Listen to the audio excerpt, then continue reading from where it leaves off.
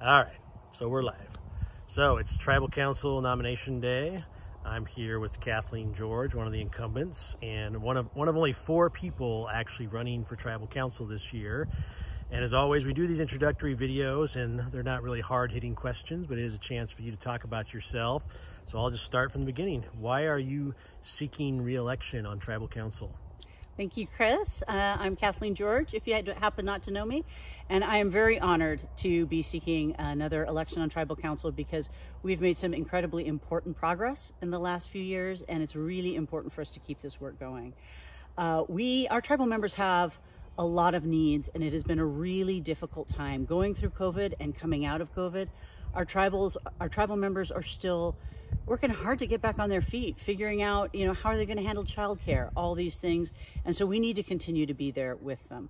Through COVID, we created new grant programs to directly help our tribal members with technology, with healthy eating, with direct financial support.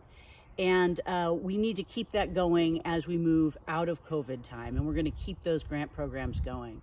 We also need to continue to work on our housing crisis. We, like Oregon and like the United States, we have a housing crisis. Our tribal members need more housing.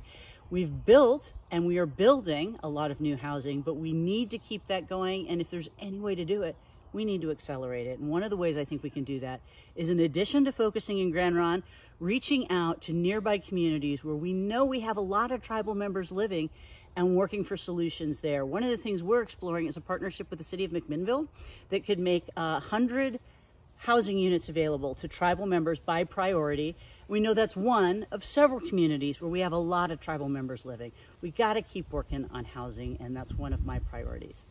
I also want to let you know that I'm tremendously proud of the improvements we've made at our primary business engine, Spirit Mountain Casino. We now pursue every new project with a business plan in place. So we know what our goals are, what we think that's going to bring to the business, if there's any weak spots we need to be aware of, and if that project doesn't perform up to our expectations, we know we need to go back and ask why. And then the last thing I want to mention is a day after our fishermen got 15 fish in one morning fishing from our platform at Willamette Falls, we need to, number one, continue to embrace our culture and bring it back to life at Willamette Falls and here in Grand Ronde. But we also need to continue to step up and be a voice in the state of Oregon for salmon restoration. This council is investing in that. It's one of the things I'm tremendously proud about, and I want to keep all that work going.